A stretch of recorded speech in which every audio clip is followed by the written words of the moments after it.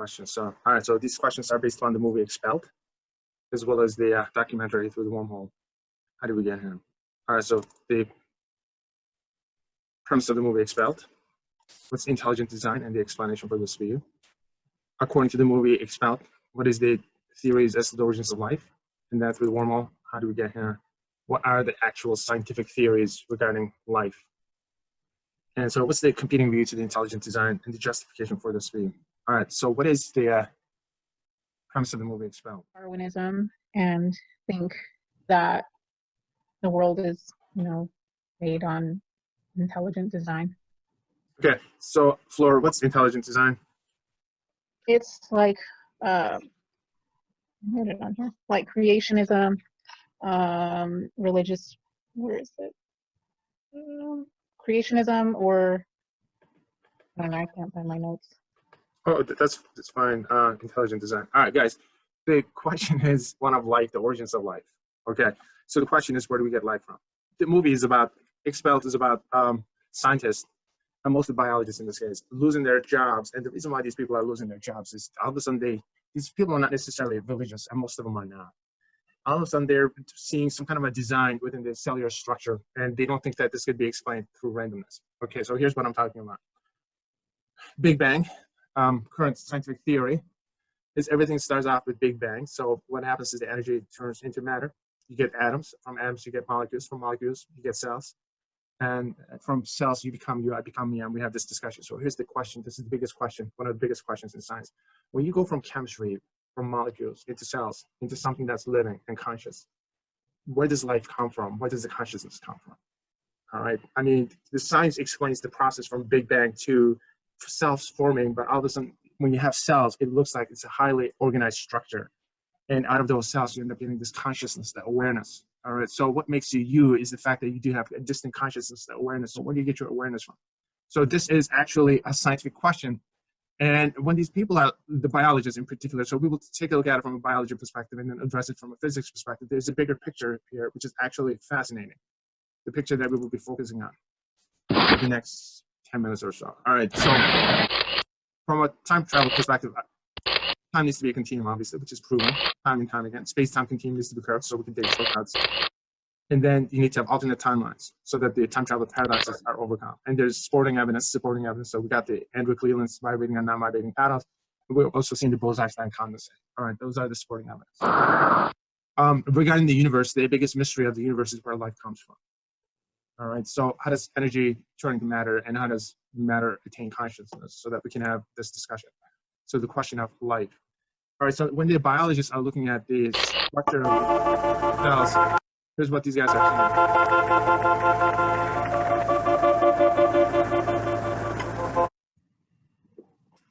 Wow, I'm surprised that. All right, so this is saved in the correct format. All right, so let's get the media controls.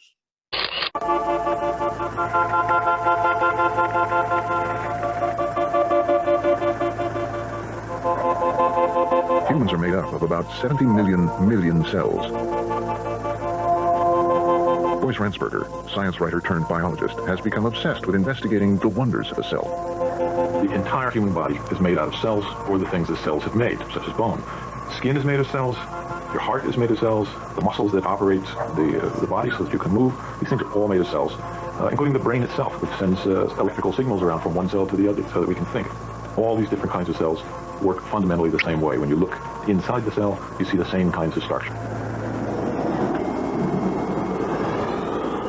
Inside a single cell, there are hundreds of microscopic power stations, protein factories, recycling plants, and transport highways. The nucleus is the control center of the cell.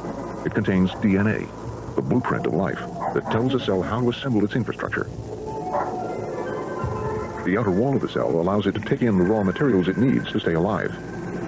Cells trap these materials from the outside and package them into tiny cargo bubbles called vesicles. The bubble hitches a ride on a motor no bigger than a molecule, which latches on to one of the miniature monorail tracks that form the cell's transport network. Usually, the bubbles reach their destinations within seconds. But in the biggest cells, which stretch from the spine to the toe, the journey can take 4 days. Each bubble carries a code, a chemical address label that guides it to a particular location. When it reaches its target, perhaps a lysosome, one of the cell's many recycling plants, it hops off the track and empties its cargo. The job of the recycling plant is to break down the delivered raw materials into smaller building blocks, which the cell uses to grow.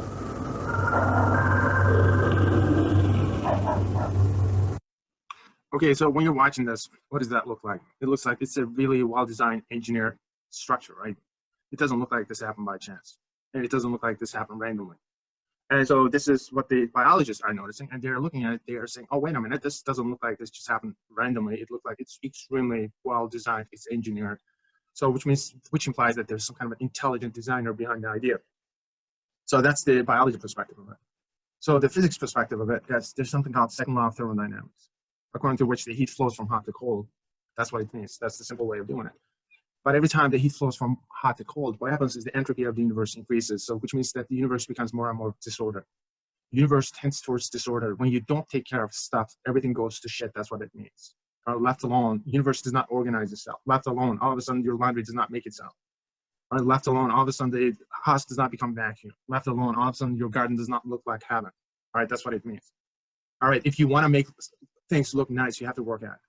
You have to organize it. That requires some kind of intelligence. All right, so that's what it means. You cannot take some vibrations, random vibrations, and then turn it into particles, which means that you start to organize the structures. And those structures become more organized when you get to molecules. And then molecules become more organized when it gets to the cellular structure, and the cells come together, and then they form the organs, they form the brain, you become you, I become me, and we have this discussion. This does not happen on its own. That's what it means.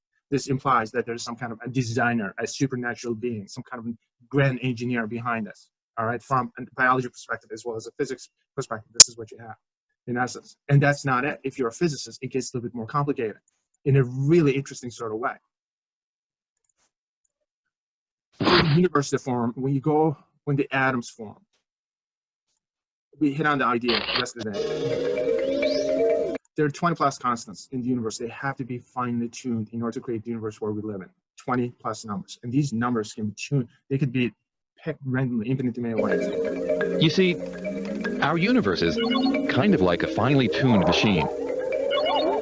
Scientists have found that there are about 20 numbers, 20 fundamental constants of nature that give the universe the characteristics we see today. These are numbers like how much an electron weighs, the strength of gravity, the electromagnetic force, and the strong and weak forces. Now, as long as we set the dials on our universe machine to precisely the right values for each of these 20 numbers, the machine produces the universe we know and love.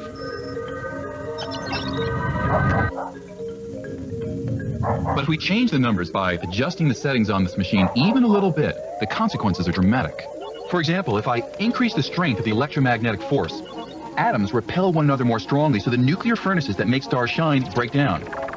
The stars, including our sun, fizzle out, and the universe as we know it disappears. So what exactly in nature sets the values of these 20 constants so precisely? I got news for you guys. These constants can be set infinitely many ways. All right, you gotta set these values exactly right so it creates the universe that magically gives us life. It's almost like a computer program. It's almost like a video game. All right, this stuff in all appearance cannot happen on its own. For example, let me just point out one thing, because we've been discussing this. Remember, this is what Bo came up with. This is going to give you the energies of the orbitals that you're looking at. These are known as the constants of nature. H is a constant of nature. So this is the Planck's constant. So pi is a constant. M, this is the mass of the electron. E is the charge on the electron. This is the strength of the electrostatic force. These are set to precise values so that the atoms form the way they do.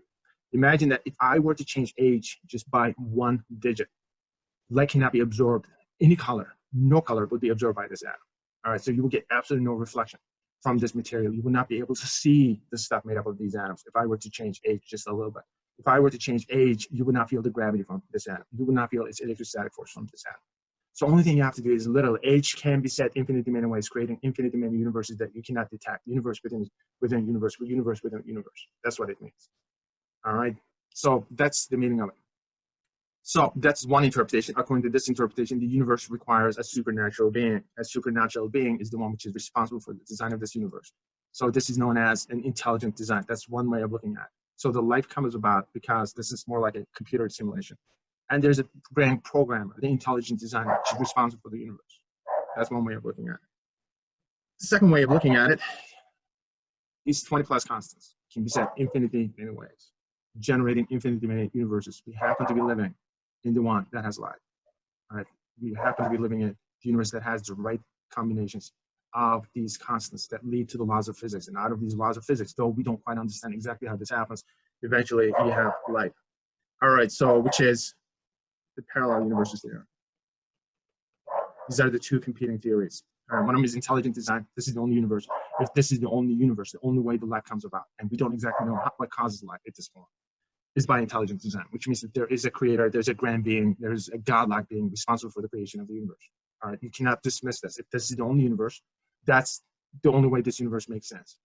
The competing theory is, this happens to be one of the infinitely many parallel universes, though we don't understand exactly how life comes about because it still remains a mystery. In this universe, 20 plus constants have the right combinations. That's the reason why we have life. All right, so those are the two competing theories. Which one is right, which one is wrong, guys? It's philosophy. All right, there are no predictions here that I can test. I'm just giving you the competing views. So the premise of the movie Expelled, biologists are getting expelled because they see patterns that cannot be explained using concepts like this is happening randomly. The randomness would not lead you to highly organized structures. When things left alone, usually entropy takes over, which means that the disorder becomes the way of life. And in the cellular structure, everything is highly organized. This implies that there's some kind of a grand designer, and that's the reason why these people are seeing a little bit. They see an intelligent design behind it. These people are not necessarily religious; they're scientists, and they're just stating the obvious. As a result, they're losing their jobs, and that's what the movie's about. So, what is intelligent design? Once again, intelligent design. That if this is the only universe, given the fact that how organized life is, this requires some kind of a grand designer, some kind of a supernatural being responsible for the creation of the universe. But according to the scientists in the movie Expelled, what are the theories as to the origins of life? The only theory regarding the origins of life is a supernatural being. That's it, a grand designer. The intelligent design is the theory which is put forward in this. And when you go from molecules into the cellular structure, as far as they're concerned, something happens. Things become organized, highly organized. That implies that there's a grand designer behind it. That's the only theory. And then once the life begins, obviously it evolves, and then they have questions about evolution, this and that. This is a right-wing ideology. I'm not going to go there. The only interesting question was, the situation is people who actually see intelligent design in the structure of the cells, those are real scientists. They're not religious right-wing fanatics. And then we move on to the science aspect of it. So it's the same question. How did we get here? The question is, it's not the evolution we were talking about. How do you go from chemistry into biology? Just because you have the right chemicals, all right, and then put them in a tube, and somehow when you energize the tube, say through lightning or electricity or whatever, it does not turn into something living. And so this is known as the primordial soup. Initially, they thought that if you had the right chemicals, and somehow if you just energize it, it would give you something which is conscious, something self-aware and aware externally, and that didn't happen. All right, but somehow they were able to get themselves to the RNA level using that phenomenon, but DNA hasn't happened as yet. So all indications are that where there's no life, life simply does not form. So how life comes about remains as a mystery so far. All right, so we'll just acknowledge it. That's a good scientific question. The scientific theories haven't worked out so far. Intelligent design, a definite yes. If this is the only universe, this universe requires some kind of an intelligent being for this to happen. And the competing theory to the intelligent design is the parallel universes. From a physics perspective, what governs the universe is the laws of physics. And for laws of physics to work, you have to have 20 plus constants having exactly the right combination of numbers. All right, and these numbers could be set infinitely many ways, creating infinitely many universes. And one can argue that we're living in the universe that has the right combination of these numbers. All right, so which theory is right, which theory is wrong cannot be determined. At that point, it becomes a belief system. And the belief, from my perspective, is an emotional commitment to an idea, whether it's right or wrong. All right, so obviously, if you believe in God, that's the direction you will go because you're comfortable with it. And if you're an atheist, you're going to go with the parallel universes. All right, either way, this cannot be resolved because neither theory makes predictions that we can test at this point. So the life becomes a mystery, and which is, I like having these kind of mysteries. All right, so that's it, guys.